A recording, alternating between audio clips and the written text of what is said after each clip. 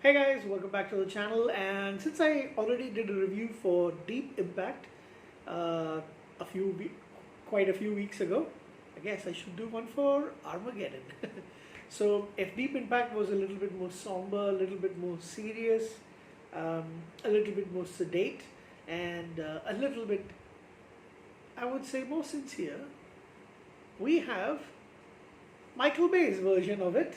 It's odd that there were two movies with very similar stylings that came out in the same year, but I believe a lot of the scripts are, the base part of the scripts are basically shared to a lot of studios. Anyway, 1998 saw Armageddon come out as well.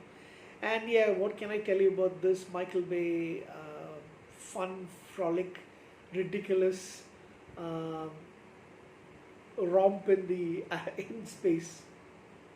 Well, for part of it, of course, not entirely set in space. I like it. I like it a lot. Excuse me. It's a lot of fun. Um, you can't take this movie seriously, uh, and if you do, you will be sorry for it. But it is a lot of fun. I mean, it's ridiculous, but at the same time, you enjoy it. I think I would have enjoyed watching it in the theater. I didn't watch it in the theater at that time, but I wish I had. It is actually a fun movie to watch with your friends, your cousins, and all that stuff. And I'm getting a lot of messages at this time at night. It's past 11 o'clock. What are you doing sending me messages? So, like I mentioned, it's from 1998. Science fiction disaster movie. I don't think science even touches most part of the movie. Produced and directed by Michael Bay, also co-produced by Jerry Bruckheimer, um, and released by Touchstone Movies. And it's about these blue-collar deep core drillers who are sent by NASA to drill a big hole into the gigantic asteroid that is on a collision course with Earth, because they only got 18 days uh, before it does hit, and they need to put in is it nuclear missile? Yeah, nuclear missiles inside the core, detonate it at a when they are at a safe distance, so that they can split and they can pass over the Earth um, without harming the rest of humanity. However, they do kill a lot of people over here. So the movie stars Bruce Willis, Ben Affleck. Um, I am also thinking this is one of the first times I actually watched Ben Affleck, and Billy Bob Thornton, who I almost didn't recognize for a while as Billy Bob Thornton. He looks kind of different. Liv Tyler, Owen Wilson, Will Patton, Peter Stormare, Michael Fisher, who I actually like as a character actor, by the way. Michael Clark Duncan, sad that he passed away. Keith David and Steve Buscemi, yeah. So you could not have gotten a more ridiculous cast for this movie. A set of characters, I would say, not cast, maybe. So yeah.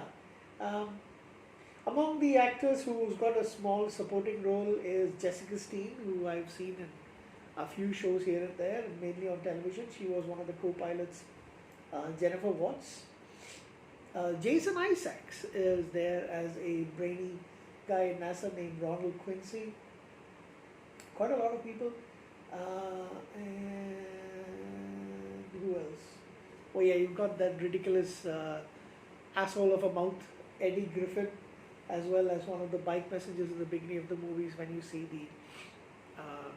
the meteors actually striking New York City. I can't stand that guy, but he does have a cute dog. That's all I'm going to say.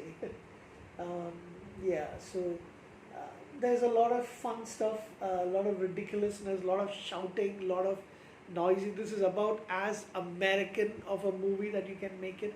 These guys were probably one of the biggest superheroes. Yeah, so there's an asteroid the size of Texas. Of course, everything that's big is compared to Texas, about to impact Earth, and it's going to destroy all planetary life. They just have 18 days.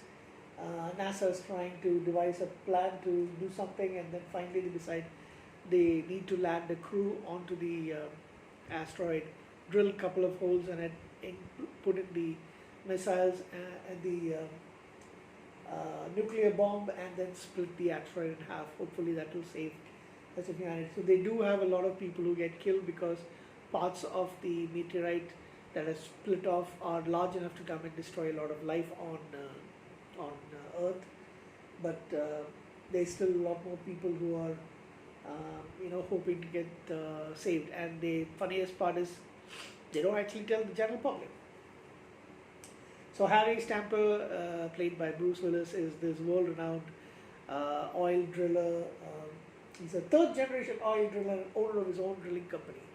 And Liv Tyler plays his daughter. She and Ben Affleck have been biking each other, so he doesn't like it. He starts shooting him with a shotgun. Some of the most stupidest things I've ever seen. Then we got Chick, Bear, Fred Noonan, Max, and AJ Frost.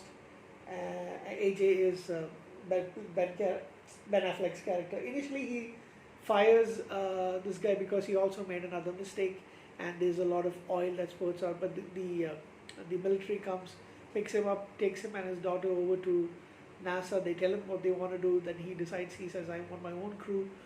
The only way we can do it is I can't train your guys. They're astronauts. I can't train them to do drilling in oil in just this short time.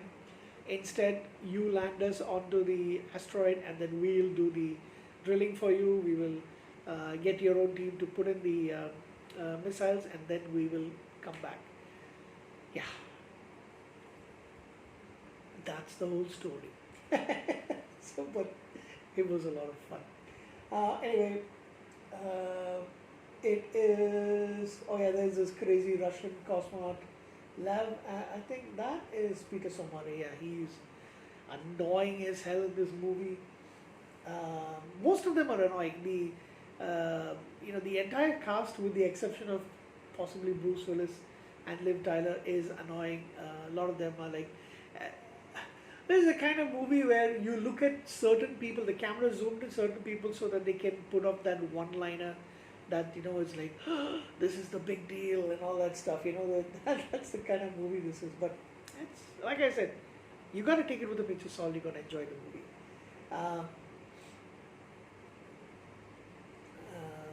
Yeah. So they finally do defuse the bomb. However, the remote detonator doesn't work, so somebody's got to stay behind. Initially, it is AJ who picks the last straw, who is chosen to go down. But then Harry decides, no, I need to save him for my daughter. So he bumps him back in, removes his oxygen, so he can't.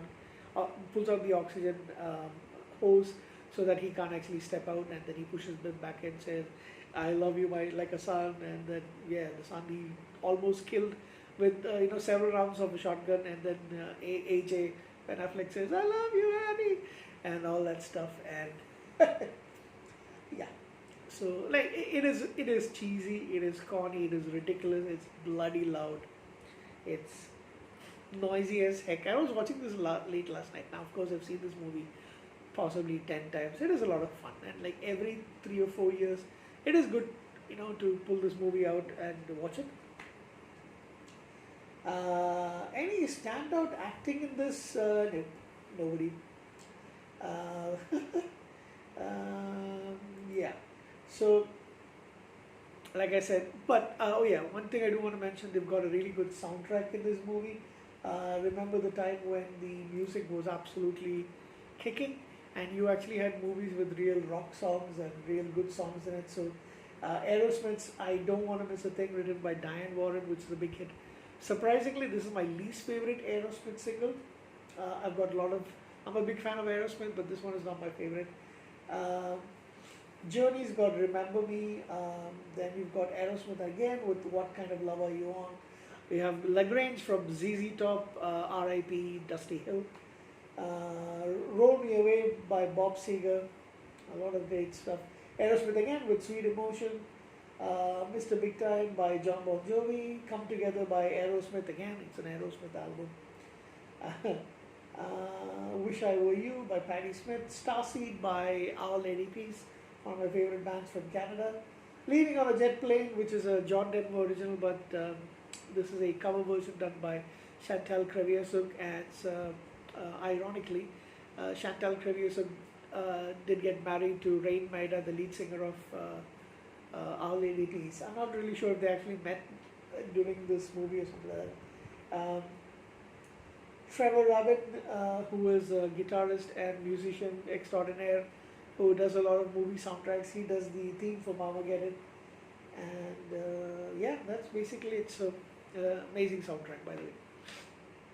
And the best song is, to be honest, is not I don't want to miss a thing, but it's actually Chantal Cravier's cover of Leaving on a Jet Plane.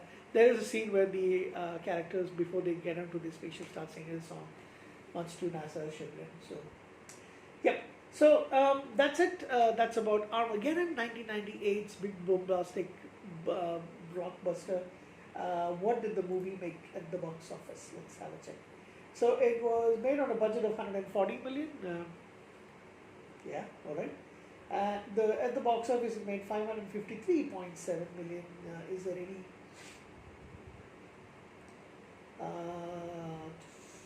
No, nothing much. Yeah, but I think it's one of those movies like the popcorn kind of movies. But yeah, as a movie experience, not looking at anything like substance, just the enjoyment factor, I think I got to give it an 8 out of 10. It's just for the enjoyment. As an actual movie, probably a 6, and as a science fiction movie, probably a 3. Yeah, but that's the way it goes. It still is a very enjoyable movie, guys. I don't hate this movie at all. So, good night.